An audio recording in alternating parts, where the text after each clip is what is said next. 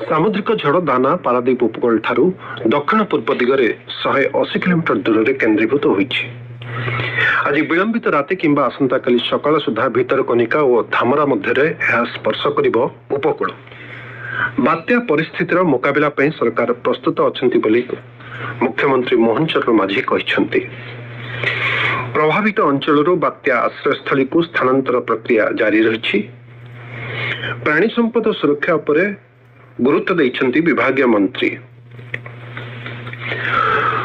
पुरी जिले में बात्या स्थिति नहीं उपमुख्यमंत्री प्रभाती परिडा आज समीक्षा करिसंती। कटक जिले में बात्या प्रस्तुति समीक्षा नहीं आज सेठारे आईन मंत्री पृथ्वीराज हरिचंदन अध्यक्षतार एक बैठक अनुष्ठित हो जाइछि।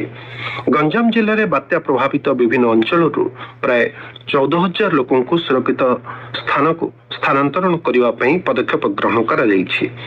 बात्या समय प्राणी संपदर सुरक्षा उपरे मत्स्य और प्राणी संपद मंत्री गोकुलानंद मल्लिक जनसाधारण को निवेदन करिसंती।